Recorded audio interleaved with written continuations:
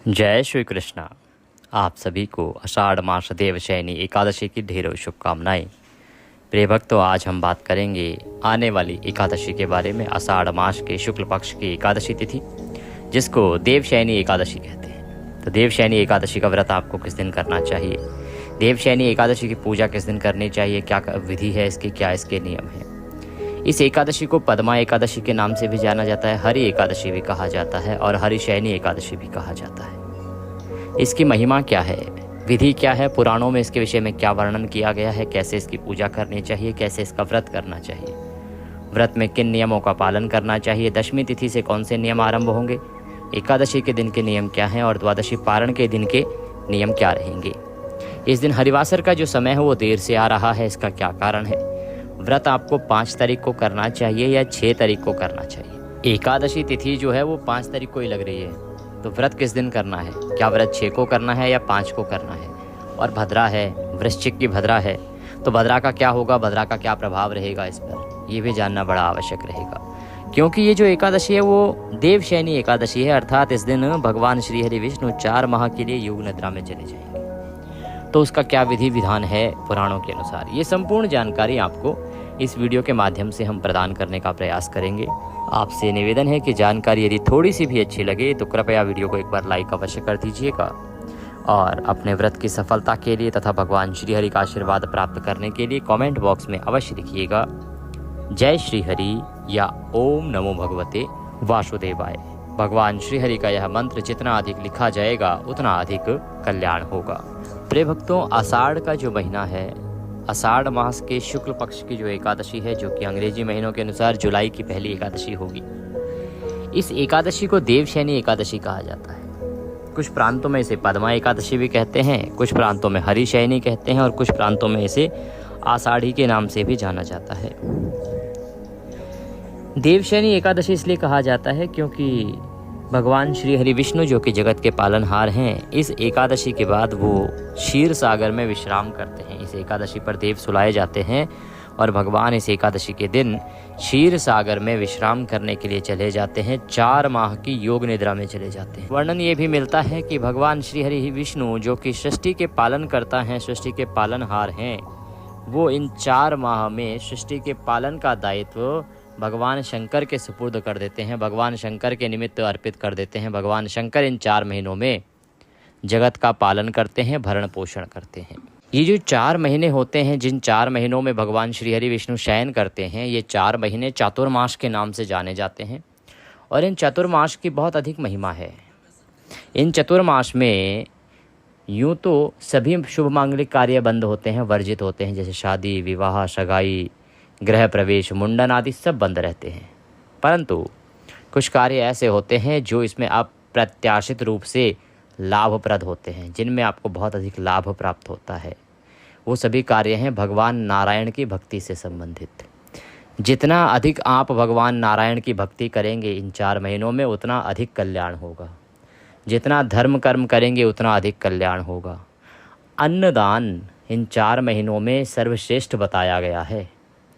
हमने विस्तृत रूप से आपके लिए एक वीडियो अपलोड किया है जिसमें आपको बताया है ब्रह्मा जी के द्वारा कि आपको क्या क्या दान करने चाहिए। स्कंद पुराण में ये वर्णन आता है इसके विषय में, चातुर्मास के बारे में स्कंद पुराण में वर्णन आता है, पद्म पुराण में भी वर्णन है और वहाँ से हमने जानकारी आपके लिए अपलोड की है। बहुत ही महत्वपूर्ण जानकारी है, बहुत ही महनीय जानकारी है। आने वाले 4 महीनों में आपकी बड़े काम की जानकारी है वो, तो कृपया आप उस वीडियो को अवश्य देख लीजिएगा।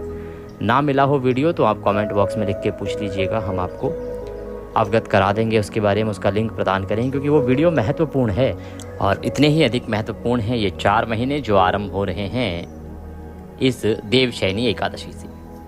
आइए नियमों की बात करते हैं और उसके बाद हम बात करेंगे कि व्रत जो है वो 5 को क्यों नहीं किया जा रहा है, 6 को क्यों किया जा रहा है, जबकि एकादशी 5 को लग रही है।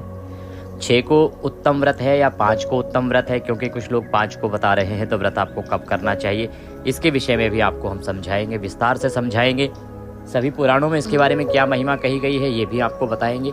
अभी जान लेते हैं कि आपको किन नियमों का पालन करते हुए इस एकादशी का पूजन करना चाहिए। भक्तों, एकादशी का जो पूजन आप करेंगे उसकी जो नियम है वो दशमी तिथि से ही आरंभ हो जाएंगे, अर्थात ये आपको एक दिन पहले ही आरंभ कर देने हैं। एक दिन पहले क्या क्या आरंभ कर देना है इसका ध्यान दीजिए। कांसे के पात्र का प्रयोग नहीं करना है, कांसे के पात्र का प्रयोग वर्जित है। इसके अतिरिक्त शहद का प्रयोग इस पूरे 3 दिन के अनुष्ठान में नहीं होगा। एक दिन पहले आप त्याग कर देंगे, एकादशी के दिन व्रत में भी आप, पूजन में भी आप शहद का प्रयोग नहीं करेंगे, द्वादशी को पूजन में भी आप शहद का प्रयोग नहीं करेंगे। 2 चीज। तीसरा, मसूर की दाल का प्रयोग दशमी तिथि अर्थात व्रत के एक दिन पहले आप नहीं खाएंगे। आप हरी पत्तेदार सब्जियां, चने का साग ये भी नहीं खाएंगे। मांसाहार करने वाले जो भक्तगण हैं, लेकिन अगर आप एकादशी का व्रत करते हैं तो ऐसा नहीं कि आज आप मांसाहार करें और कल व्रत करें। आपको 24 घंटे पहले मांसाहार त्याग देना चाहिए, मदिरापान त्याग देना चाहिए। बाकी जो भक्त हैं उन्हें भी एक दिन पहले सात्विक हो जाना चाहिए और ये जो लहसुन प्याज आदि तामसिक पदार्थ हैं उनका प्रयोग जो है व्रत के एक दिन पहले ही त्याग कर देना चाहिए। नियम यही कहता है। अगर संभव हो तो रात्रि का भोजन त्याग दीजिए, रात्रि को अन्न ग्रहण न कीजिए, ये नियम रहेगा व्रत के एक दिन पहले। परंतु आजकल क्योंकि अलग अलग दवाइयाँ चलती हैं, बहुत सारी बीमारियाँ हैं लोगों को, तो अधिक समय तक बिना अन्न खाए रहना संभव नहीं है। तो उस अवस्था में आप अन्न तो ग्रहण कर लीजिएगा, लेकिन रात्रि के भोजन में तामसिक पदार्थों का प्रयोग न कीजिएगा, लहसुन प्याज आदि का प्रयोग न कीजिएगा। और ब्रह्मचर्य का धारण आप दशमी तिथि को ही कर लेंगे। इस प्रकार से दशमी तिथि अर्थात व्रत के एक दिन पहले का दिन व्यतीत होगा। रात्रि काल को आप अपना मुंह कुल्ला आदि अच्छे से करके सोइए, दंत धावन आदि करके सोइए, जिससे कि मुंह में किसी प्रकार का अन्न आदि ना रह जाए। एकादशी का व्रत जिस दिन आप कर रहे हैं उस दिन आपको सूर्य उदय से पहले उठ जाना चाहिए। उठने के बाद स्नान आदि जो आपको करना है वो गंगा स्नान कहा गया है। इस एकादशी पर आपको गंगा स्नान करना चाहिए। गंगा स्नान करने के लिए अगर आप जा सकते हैं गंगा जी तो उत्तम है। अब सबके लिए संभव नहीं है कि गंगा जी जाएं, तो आप घर पर ही गंगा स्नान कीजिए। कैसे करेंगे घर पर गंगा स्नान? जो आपका नहाने का पात्र है जिसमें आप नहाने का जल भरते हैं ना, उसको अच्छे से साफ कीजिए। उसमें पहले थोड़ा सा गंगा जल भरिए और उसके बाद उसमें शुद्ध जल भर लीजिए। शुद्ध जल भरने के बाद उस जल से उत्तर दिशा की ओर मुख करके स्नान कीजिए, हर हर गंगे बोलते हुए।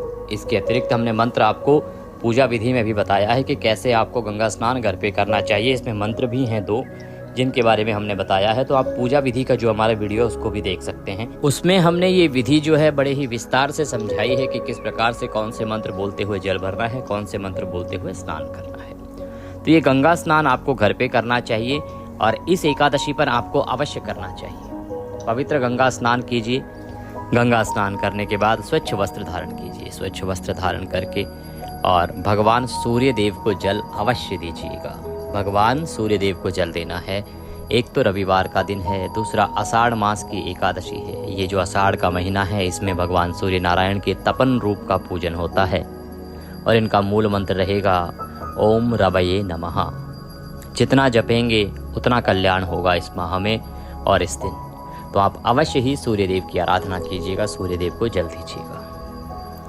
ध्यान रखिएगा कि ये रविवार का दिन है, तो इस एकादशी पर कुछ पूजाएं आपको नहीं करनी है। उनमें से एक है तुलसी पूजन।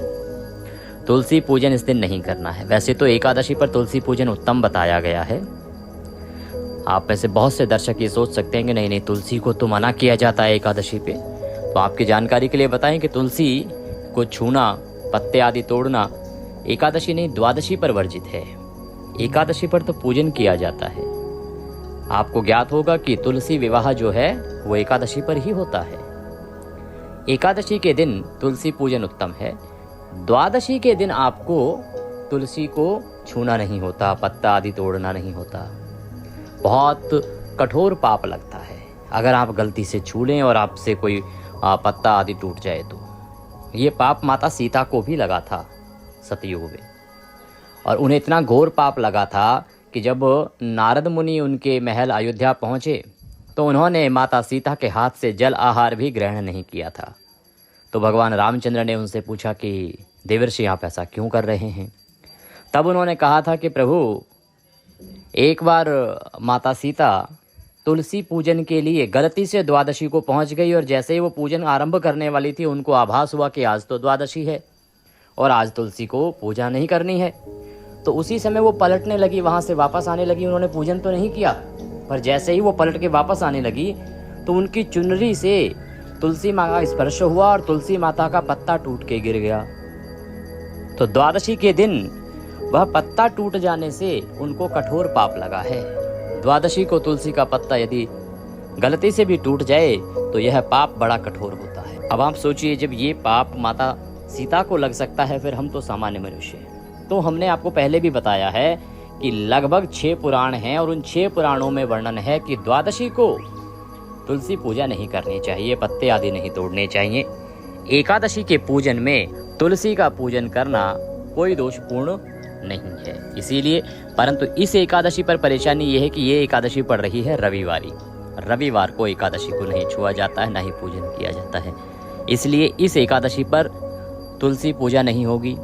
इस एकादशी पर तुलसी को जल आदि नहीं देना है। एक काम, जो आप भगवान को भोग लगाते हैं वो बिना तुलसी पत्ते के लगता नहीं है, तो तुलसी दल जो है आप पहले ही उतार के रख लीजिए, ये सर्वोत्तम रहेगा। दूसरी बात, आप इस दिन पीपल को भी जल नहीं देंगे। और अगर आप पितृ पूजा, क्योंकि एकादशी पर पितृ पूजा बड़ी अच्छी बताई गई है और बहुत उत्तम कही गई है कि आपको पितृ पूजा अवश्य करनी चाहिए इस एकादशी पर, परंतु आप वो जल जो है ना वो पीपल को नहीं दे सकते। भूल से भी रविवार के दिन पीपल पर जल नहीं देना। जो आप पितरों का तर्पण करेंगे ना, तर्पण का जो जल है उसका विधान है पीपल पर देने का, तो वो पीपल पे ना दीजिएगा। वो जल आप अन्यत्र किसी पौधे को दे सकते हैं, बरगद को दे सकते हैं, आप जामुन को दे सकते हैं, आम को दे सकते हैं, अशोक का वृक्ष है तो अशोक के वृक्ष को दे सकते हैं, बिल्व पत्र है उसको दे सकते हैं। अगर ये भी ना हो तो जो भी पेड़ आपके पास हो ना, आप उस पेड़ को दे दीजिएगा, किसी भी पेड़ को दे दीजिएगा, लेकिन ऐसे स्थान पर दीजिएगा वो जल कि वो पैरों में ना आए। किसी के जल जो है पैरों में नहीं आना चाहिए। और इस दिन विशेष रूप से इस एकादशी पर आपको पितरों की पूजा कैसे करनी है, आपको गीता के 7वें अध्याय का श्रवण करना है। स्नान आदि से निवृत्त होने के बाद अपने पूजा पाठ से निवृत्त होके और एक लोटा लीजिएगा तांबे का, उसमें पहले थोड़ा गंगा जल भरिएगा, फिर शुद्ध जल भरिएगा और उसके बाद उसमें काले तेल डाल लीजिएगा, सफ़ेद पुष्प डाल लीजिएगा, एक पत्ता तुलसी का डाल लीजिएगा, कुशा हो तो कुशा डालिएगा। आसन लगा के बैठ जाइएगा दक्षिण दिशा की ओर मुख करके और गीता का 7वां अध्याय सुनिएगा। गीता के 7वें अध्याय को श्रवण कीजिएगा। श्रवण करने के बाद संकल्प कीजिएगा, हाथ में जल लेके कि हे प्रभु, हे नारायण, हमने ये जो गीता का 7वां अध्याय जो सुना है, इसका जो भी पुण्य है, ये संपूर्ण पुण्य मैं अपने पितरों को अर्पित करता हूँ। अमुक अमुक पितरों को अर्पित करता हूँ। उनका नाम आप बोल सकते हैं, ले सकते हैं, या आप उनका संबंध बता सकते हैं कि ये मेरे पितर हैं, इनको मैं ये सारा पुण्य अर्पित कर रहा हूँ, ये सारा पुण्य इन्हें प्राप्त हो। और उसके बाद उस जल से तर्पण कीजिएगा। सीधे हाथ में अंगूठा और उंगली के बीच का जो क्षेत्र है वहाँ से तर्पण किया जाता है। तर्पण कीजिएगा। तर्पण करके वह जल पीपल के वृक्ष में तो देंगे नहीं, किन वृक्षों को दे सकते हैं हमने आपको बताया। जब आप पितरों का तर्पण करेंगे, उन्हें जल देंगे, तो पितरों से निवेदन कीजिएगा कि हे मेरे पितरों, ये जल तर्पण और गीता के 7वें अध्याय का जो पुण्य है ये संपूर्ण मैं आपको अर्पित करता हूँ, आप इसे स्वीकार करें और मेरे परिवार पर सदा कृपा दृष्टि बनाए रखें। हम सब आपकी संतानें हैं, हमारे ऊपर सदा कृपा बरसाएं। आपके जीवन में यदि कोई परेशानी चल रही है तो उसका वर्णन अवश्य कीजिएगा, क्योंकि इस तिथि पर यदि आप इस विधि से पितृ पूजन करते हैं तो पितृ आपके सारे संकटों का हरण निश्चित रूप से कर देंगे। और आपके जीवन में जो संकट है ना, इनमें बहुत सारे ऐसी परेशानियां हैं जिनका कारण आपका पितृदोष हो सकता है, पितरों की नाराजगी हो सकती है। तो आपको इस दिन ये पितृ पूजा अवश्य ही करनी है। गीता का 7वां अध्याय हम आपके लिए अपलोड करेंगे और उसमें विधि भी आपको बताएंगे किस विधि से सुननी है, गीता का 7वें अध्याय को कैसे सुनना है, कैसे पूजन करना है, कैसे जल अर्पित करना है। तो ये कर्म आपने अवश्य करना है। पीपल पर जल नहीं देने का कारण यह है कि रविवार के दिन पीपल पर जो अलक्ष्मी हैं या कहें कि दरिद्रता देवी का वास होता है। अब मान लीजिए कि रविवार को यदि आप पीपल को जल देंगे तो दरिद्रता देवी जो है वो साथ में पीछे पीछे आपके घर पहुंच जाएंगी, क्योंकि बाकी दिनों में तो सभी देवी देवताओं का वास है पीपल पर, लेकिन रविवार के दिन दरिद्रता देवी का वास कहा गया है। और दरिद्रता देवी कौन सी हैं? जो माँ लक्ष्मी की बहन है, आलक्ष्मी कहते हैं उनको। वो दरिद्रता की देवी हैं, जहाँ रहेंगी वहाँ पर दरिद्रता ही आएगी।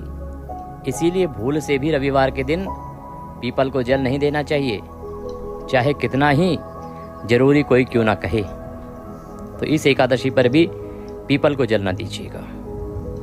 ये दो काम है, इनसे बचना है, तुलसी पूजन और पीपल जल। दोनों ही आपके लिए हानिकारक हो सकते हैं अगर आपने किए तो। अब आप आसन लगाइए और एकादशी पूजन आरंभ कीजिए। संकल्प हम करवाते हैं। सामग्री एक बार नोट कर लीजिए, क्या क्या सामग्री आपको चाहिएगी। सामग्री में आपके पास होनी चाहिए भगवान श्रीहरि विष्णु की चतुर्भुज रूपी प्रतिमा या तस्वीर। पुराणों में इस एकादशी के लिए नारायण की चतुर्भुज स्वरूप का ही पूजन कहा गया है। भगवान का ऐसा स्वरूप जिसमें भगवान की 4 भुजाएं हैं, उसका पूजन ही इस एकादशी पर करना चाहिए। तो चतुर्भुज स्वरूपी एक तस्वीर लीजिए, प्रतिमा है तो प्रतिमा लीजिए, एक चौकी लीजिए बिछाने के लिए, उसके ऊपर बिछाने के लिए पीला वस्त्र लीजिए, रौली मौली, पान सुपारी, लौंग, इलायची, धूप दीप, नैवेद्य, फूलों की माला, खुले फूल, इत्र, जनेऊ, पंचामृत बनाने के लिए कच्चा दूध, दही, घी, शहद और शक्कर, ये चीज़ें लीजिए। इनसे आप पंचामृत बनाएंगे। ये सारी सामग्री लेने के बाद अब आप एक तांबे के लोटे में पहले गंगा जल भरिए, फिर शुद्ध जल भरिए। सारी सामग्री का और स्थान का शुद्धिकरण कीजिए, पवित्रीकरण कीजिए, जिससे कि आप भगवान की स्थापना और पूजन कर सकें। तो एक फूल लीजिए और उस फूल के माध्यम से लोटे में जो जल भरा है ना, उसका छिड़काव कीजिए सभी सामग्री पर और स्थान पर, जिससे कि आप सभी स्थान और सामग्री का शुद्धिकरण कर सकें। ओम पवित्र हो अपवित्रवांग सर्वांग वस्तांग तोपि वाम यह स्मृत पुंडरीकाक्षम सभायंतरः शुचिः ओम। इस प्रकार से जल छिड़क के आपने स्थान का पवित्रीकरण किया है, शुद्धिकरण किया है। अब आप अपने हाथ धो लीजिए, अपने सीधे हाथ पे जल लीजिए, चम्मच से हाथ धो लीजिए। हस्तो प्रक्षालनम। हाथ धोने के बाद चौकी बिछाइए, चौकी बिछा के चौकी पे पीला वस्त्र बिछाइए, पीला वस्त्र बिछा के और हाथ में पुष्प लीजिए। भगवान विष्णु से निवेदन कीजिए कि हे प्रभु, आज इस देवशयनी एकादशी के अवसर पर हम आपका पूजन करना चाहते हैं, तो आपसे अनुरोध है कि आप यहाँ आएँ, विराजमान हों और पूजन को स्वीकार करें। ये पुष्प हम आपको आसन के रूप में अर्पित कर रहे हैं, इस आसन को स्वीकार कीजिए। तो आसन के रूप में पुष्प जो है भगवान को निवेदित कीजिए। उसके बाद भगवान की तस्वीर को स्थापित कर दीजिए। उनके सीधे हाथ की ओर घी का दिया रखिए, धूप रखिए। अब आप 3 बार जलाचमनी करेंगे, अर्थात 1-1 चम्मच जल स्वयं ग्रहण करेंगे और तदोपरांत संकल्प करते हुए हम पूजन में आगे बढ़ेंगे। अपने सीधे हाथ में जल लीजिए और हाथ धो लीजिए। हस्तो प्रक्षालनम। 1 चम्मच जल सीधे हाथ पे लीजिएगा और आचमनी कीजिएगा। ओम माधवाय नमः, जल लीजिए पी जाइए। ओम केशवाय नमः, जल लीजिए पी जाइए। ओम नारायणाय नमः, जल लीजिए पी जाइए। ओम ऋषिकेशाय नमो नमः। हस्तो प्रक्षालनम। हाथ धो लीजिए। हाथ धो के अपने आप को तिलक कीजिए, मौली बांधिए। अगर पारिवारिक जन भी बैठकर पूजन कर रहे हैं तो उन्हें भी तिलक कीजिए, मौली बांधिए।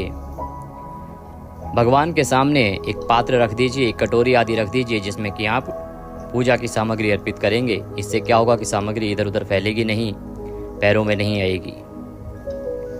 भगवान का पूजन आरंभ करें उससे पहले आपको व्रत और पूजन का संकल्प करना चाहिए। संकल्प करने के लिए सीधे हाथ में जल लीजिए और 1 रुपये का सिक्का दक्षिणा के रूप में कम से कम रखिए। 3 बार बोलिए ओम श्री विष्णु, ओम श्री विष्णु, ओम श्री विष्णु। अपना नाम, अपना गोत्र, जिस स्थान पर बैठकर आप संकल्प कर रहे हैं वहां का मकान नंबर, क्षेत्र का नाम, शहर का नाम। आषाढ़ मासे शुक्ल पक्षे एकादश्यायाम पुण्यतिथियो आयु आरोग्यता प्राप्त्यार्थाय सुख संपत्ति प्राप्त्यार्थाय भगवान श्री हरि विष्णु प्रसन्नार्थाय एकादशी व्रत पूजन संकल्पम संकरिष्ये। बोलिए सौ श्री विष्णु शरणौ शरणम प्रपद्ये। और वह संकल्प भगवान के चरणों में अर्पित कर दीजिए। संकल्प करने के बाद अब आप नारायण की पूजा आरंभ करेंगे। पूजन में सबसे पहले नारायण को पद्य अर्घ आचमनी कराएंगे। तो 3 बार जल के छींटे दीजिए या 1-1 चम्मच जल आप अर्पित कीजिएगा। ओम भूर्भुवः श्री माधवाय नमः पद्यम समर्पयामि। ओम भूर्भुवः श्री नारायणाय नमः अर्घ्यम समर्पयामि। ओम भूर्भुवः श्री वासुदेवाय नमः आचमनीम समर्पयामि। इस प्रकार से आपने पद्य, अर्घ और आचमनी कराया भगवान को। पद्य, अर्घ, आचमनी कराने के बाद अब भगवान को स्नान कराएंगे। स्नान के लिए जल अर्पित कीजिएगा। ओम भूर्भुवः श्री वासुदेवाय नमः स्नान निमित्तार्थाय शुद्ध जलम समर्पयामि। शुद्ध जल अर्पित कीजिए। शुद्ध जल अर्पित करके भगवान को पंचामृत से स्नान कराएंगे। पंचामृत स्नान कराने के लिए पंचामृत बनाइए। कच्चा दूध, दही, घी, शक्कर और गंगा जल से, शहद का प्रयोग नहीं होगा। फूल पर पंचामृत लगा लीजिए और अर्पित कीजिए नारायण को। ओम भूर्भुवः श्री वासुदेवाय नमः पंचामृत स्नान निमित्तार्थाय पंचामृतम समर्पयामि। पंचामृत स्नान के बाद शुद्धियोदक स्नान कराएंगे। पुनः 1 चम्मच जल लीजिए, शुद्ध जल अर्पित कीजिए भगवान को। इसके बाद भगवान को वस्त्र के रूप में मौली अर्पित कीजिए। मौली का टुकड़ा तोड़िए, वह चढ़ा दीजिए। जनेऊ लीजिए, जनेऊ को तिलक कीजिए रौली कुमकुम आदि से और यज्ञोपवीत अर्पित कीजिए। अब नारायण को आप इत्र अर्पित करेंगे। फूल पर इत्र लगा लीजिए और इत्र अर्पित कीजिए। इत्र के बाद भगवान को तिलक कीजिए, रौली कुमकुम आदि से तिलक कीजिए। तिलक करने के बाद भगवान को पुष्प अर्पित कीजिए। फूलों की माला पहनाइए। माला पहना के धूप दिखाइए और दीप दिखाइए।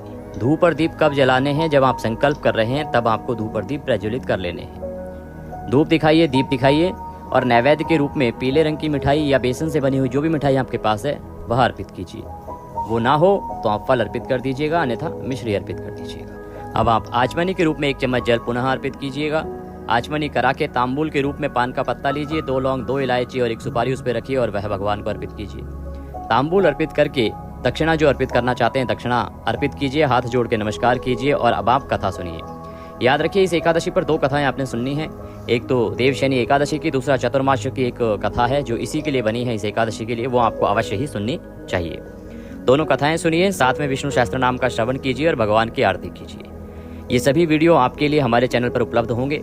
अगर हमारे चैनल पर आप नए हैं तो कृपया सब्सक्राइब अभी कर लीजिए, क्योंकि ये एक प्रतिष्ठित ज्योतिष संस्थान का चैनल है। यहाँ पर हम जो भी जानकारी देते हैं वह ज्योतिष शास्त्र और पंचांग पर आधारित होती है।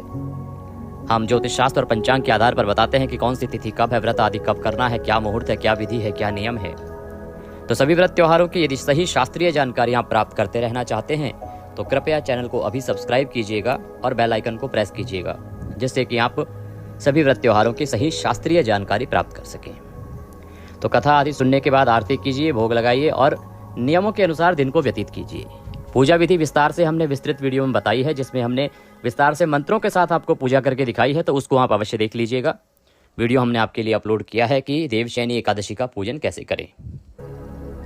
नियमों में ब्रह्मचर्य को आपको धारण करके रखना है। पारण तक किसी के साथ छल कपट नहीं करना है, किसी की बुराई नहीं करनी है। ये बहुत बड़ा पाप है। आने वाले चतुर्मास में पर निंदा जो है सबसे बड़ा पाप है, ध्यान रखिएगा। भगवान के चरणों में मन को लगाते हुए दिन को व्यतीत कीजिए। सायंकाल को कीर्तन करना चाहिए। कीर्तन में ना जा सकें तो घर पर ही नारायण रक्षा कवच हम अपलोड करते हैं, उसको सुन लीजिए। विष्णु सहस्त्रनाम अपलोड करते हैं, उसको सुन लीजिए। ये आपको कीर्तन का फल दिला देगा। तो अपने फोन पर या लैपटॉप पर जैसे भी हो ये दोनों पाठ सुन लीजिएगा सायंकाल को। रात्रि को संभव है तो जागरण कीजिएगा, संभव हो तो पृथ्वी पर शयन कीजिएगा और पारण के लिए सुबह सूर्योदय से पहले उठ जाइएगा। इस एकादशी का पारण जो है सूर्योदय के साथ ही नहीं करना है, हरिवासर देर तक रहेगा। बाकी पारण की वीडियो में हम विस्तार से आपको समझाएंगे। एकादशी का व्रत जो है वो 6 तारीख को किया जा रहा है। कारण यह है कि 5 तारीख को जो एकादशी है ना वो शाम को आ रही है 6:58 पर, इसलिए उसका कोई औचित्य नहीं है कि हम 5 तारीख को व्रत करें। और दशमी वेधा वैसे भी नहीं करना चाहिए। 5 तारीख को दशमी तिथि है। दशमी वेधा एकादशी व्रत जो है सभी पुराणों में त्याज बताया गया है। चाहे नारद पुराण हो, चाहे विष्णु पुराण हो, चाहे भविष्य पुराण हो, सब में कहा गया है द्वादशी वेधा करना चाहिए। द्वादशी वेदा या द्वादशी युक्ता जो है वो 6 तारीख को रहेगा और 6 को ही एकादशी है। 6 को ही चावल आदि नहीं खाने हैं। तो व्रत 6 को करना है और पारण करेंगे 7। भद्रा है, सुबह 8:15 से भद्रा आरंभ हो जाएगी। अगर अधिक डरते हैं तो 8:15 से पहले पूजन कर लीजिए। वैसे ये वृश्चिक की भद्रा है, स्वर्ग में इसका वास रहता है, इसीलिए इसका कोई दोष है नहीं इस व्रत में। तो आप पूरा दिन पूजन कर सकते हैं, कोई दोष नहीं है। ये थी जानकारी एकादशी के बारे में। जानकारी थोड़ी भी अच्छी लगे तो लाइक अवश्य कीजिएगा। चैनल पर नए हैं तो सब्सक्राइब करते जाइएगा। आप देख रहे थे देवभूमि ज्योतिष संस्थान का प्रतिष्ठित यूट्यूब चैनल देवभूमि धार्मिक। कथा सुनना ना भूलिएगा। नारायण सब पर कृपा करें। हरे कृष्ण।